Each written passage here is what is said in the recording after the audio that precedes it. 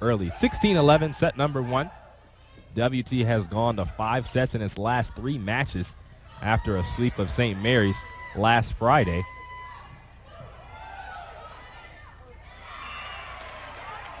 In my opinion, James, I think that there's no reason that Taylor Crest should be on the ground as much as she possibly is, unless it is a firepower ball coming at her. There's no reason for her to be on the ground. She needs to get her feet there, get around the ball, place the ball in the correct spot for the setter in order to set WT up for success today.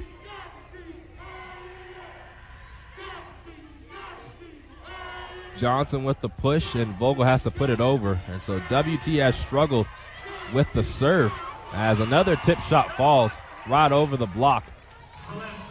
And so now another 7-point lead. So it's been a game of runs between West Texas A&M and Texas A&M Commerce. Kendra Cerrone, and for the first time in the back row for West Texas A&M, a freshman for WT. So WT, a young squad as Batiste swings cross court. Lots of underclassmen getting time here as that ball was pushed out of bounds by Wacker. But with the injury bug hurting West Texas A&M, Michaela Montgomery, who hurt her knee coming into the season, hurt her knee last game on senior night, and so she's not playing today. Lancaster, who has been injured for a portion of the season, is playing as there is an infraction on Texas A&M Commerce. But Cree Lespierre, she had surgery just on Wednesday, so she's recovering, and we send our thoughts out to her.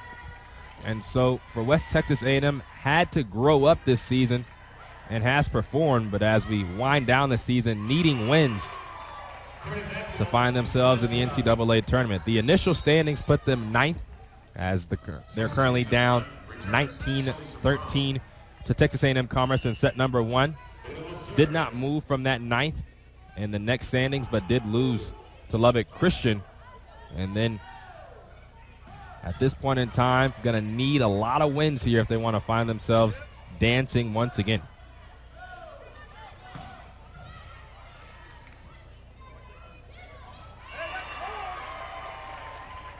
Jaslyn Wacker with another kill as she is as good as advertised here today.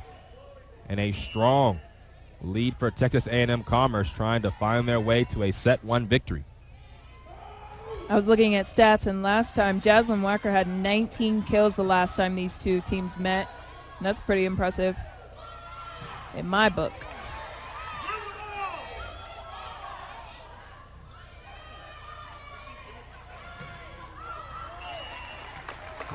Chaperone punches it long, and the point goes to West Texas A&M. But as you talk about the last time these two teams played, a 5-set game between West Texas A&M and Texas A&M Commerce, and a big game now coming into this weekend as you think about it, because a win versus Texas A&M Commerce, a top 25 team, as Chaperone absolutely slams that at Chandler Vogel. Vogel got her platform under it, but couldn't put it back into play. But some of the victories for West Texas A&M that did not come this season were there last season as they made it into the NCAA tournament. Had wins against A&M Commerce, had wins against Angelo State and Tarleton State at home, which were really key. And so now on the outside looking in currently.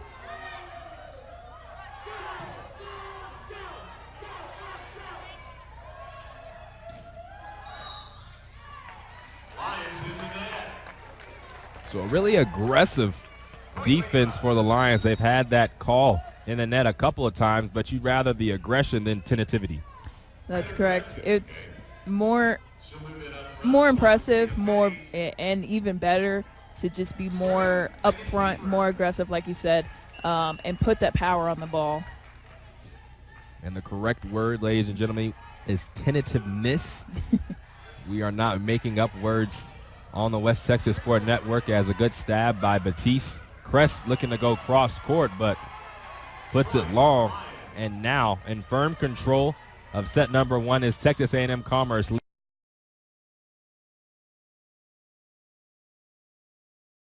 And ended up winning set number 1 25-19. In set number 2, WT and A&M Commerce went back and forth for a nice amount of that set, but A&M Commerce handled business in the end.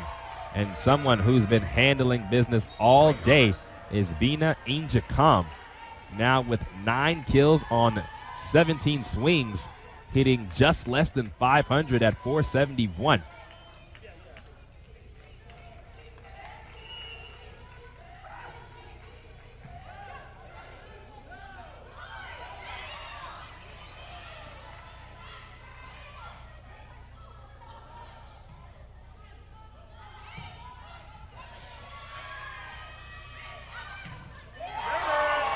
Johnson with another block. She has been patrolling the net here today, as Johnson now has 5 blocks to her credit for West Texas A&M.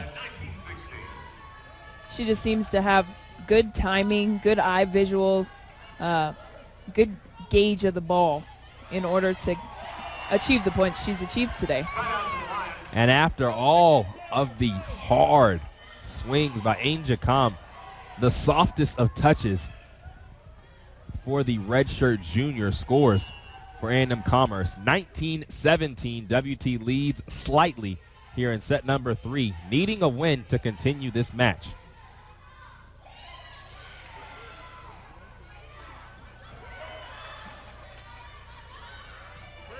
Free ball for West Texas A&M.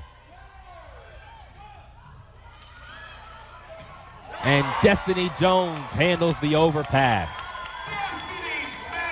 Jones now with 8 kills on 14 swings for West Texas A&M.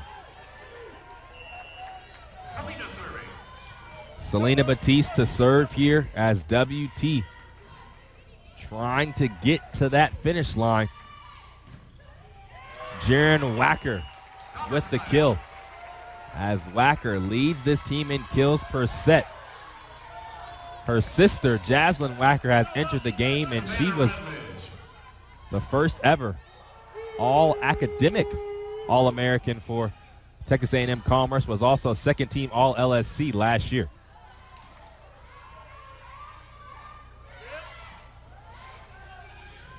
W2 is ready for that tip that time. Blocked back. Just the 4th block of the day for the Lions, and it's just a 1-point game. Something you don't see very often is when other teams from other schools bring their own fan base, and A&M Commerce has brought quite a number of people today in order to cheer them on. Sydney Johnson has the applaud in her favor after that kill, as she now has 9 kills on the day, tied for the team lead with Taylor Kress.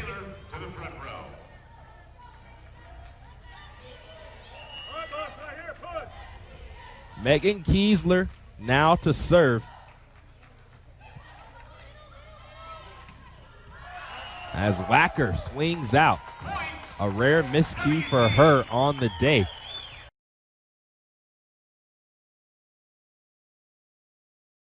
And so now Vogel to serve once again.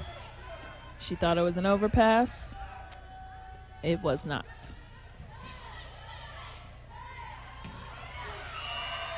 Chaperone from the middle. She leads all scores as she has 18 kills on the day, as she leads the Lone Star Conference as well in hitting percentage. Coming into today, well over 400. And as at 471 here today.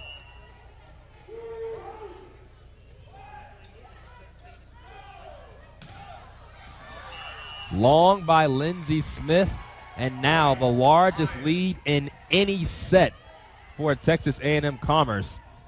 21-11, a 10-point difference, as A&M Commerce looking to finish off the Lady Buffs here in the season finale.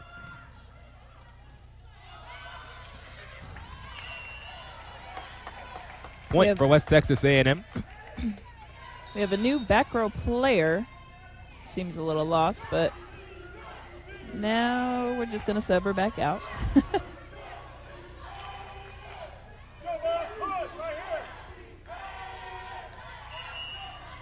It's Batiste to serve.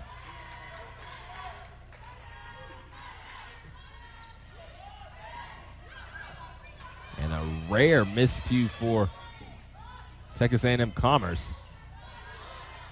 As Njikam was ready for a swing, but couldn't get to it. So now an offensive chance for WT. Deep corner shot doesn't work for Sydney Johnson. Taylor Kress called it, just couldn't get there.